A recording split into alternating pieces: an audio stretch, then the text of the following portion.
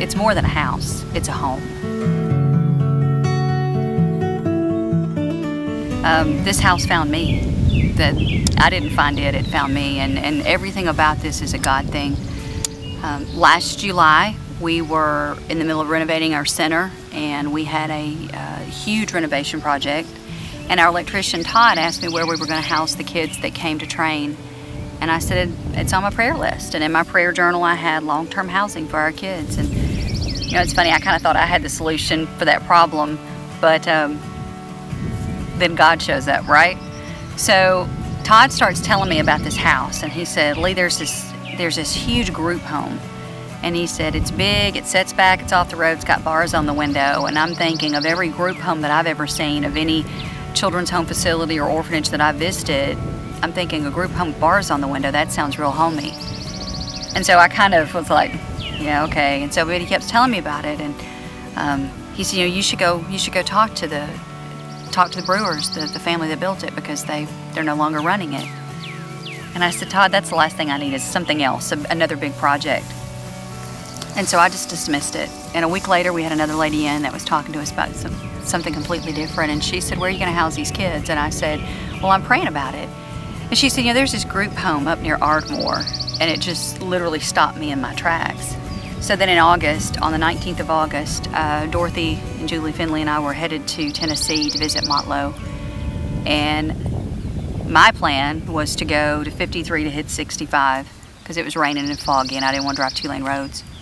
But the GPS on 53 just kept telling me to cut back right, cut back right. And that wasn't the way that I wanted to go. We're debating it, and I literally just took the next road. I didn't know what road I was on. And we were right there. And so we're just driving, and when you come that way on Elkwood section, it just shows up out of the blue. And that's exactly what happened. I'd never been here, I'd never seen the house before, but the minute I saw it, I knew instantly. And it was spiritually overwhelming to see it that first time. And it was like I saw a ghost, and I said, there's that house. And I'm not shared with anybody about this. And all of a sudden, Julie screams from the back seat, watch out, there's turkeys. And literally 2 turkeys stopped in the middle of the road and stopped our car. And I said, there's that house. And Dorothy said, what house? I said, it's the house that God won't leave me alone about. He's haunting me about. That was just one of those divine appointment moments that I knew that this was more than a house. I just knew. So we call the real estate agent. We come the next day and look at it. And it was really sad to walk through it the first time and to see the vision that the Brewers had to give a place of refuge and a home to people in need. And just to have that dream and that vision set empty. It was built so well. But I wasn't convinced yet. I still was looking for every reason, because I'm like, this is a mansion. This is a significant project, and we're in the middle of a significant project.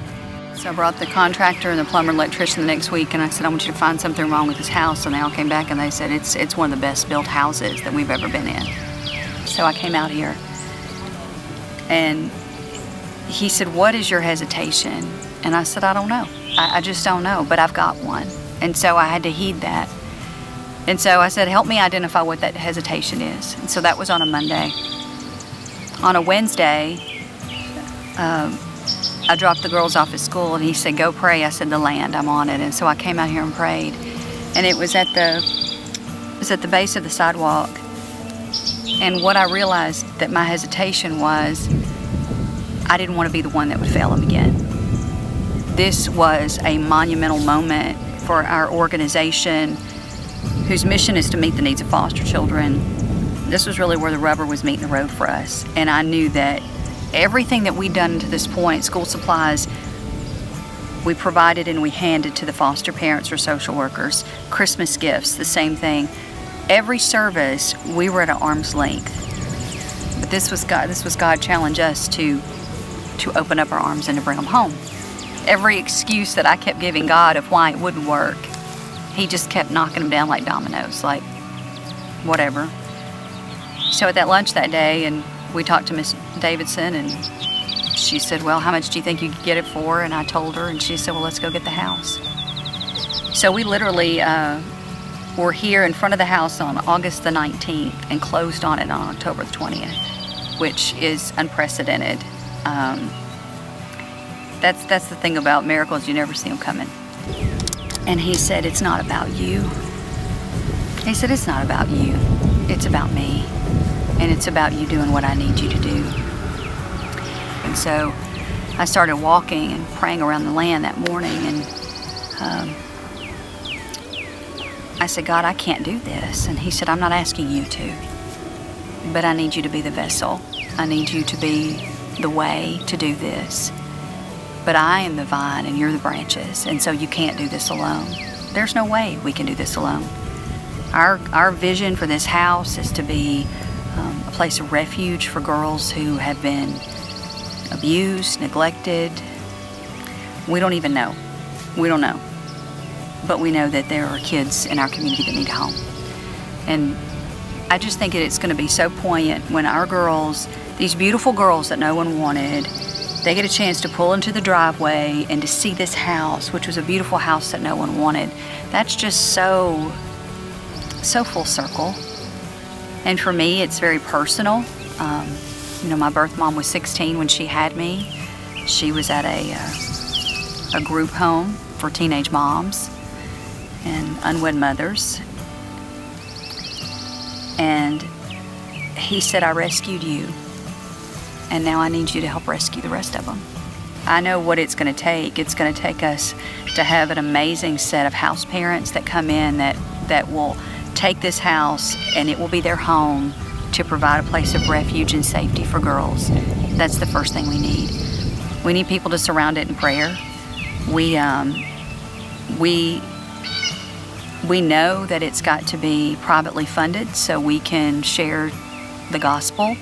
If we're really going to change the kids' lives and the girls who live here, if we're going to change the girls' lives, we've got to change them from the inside out. And so in order for that to happen, we need to be able to control the message and the mediums that our girls see and how we reach them. So it's critical. So this is really where I'm asking the community to come out and help.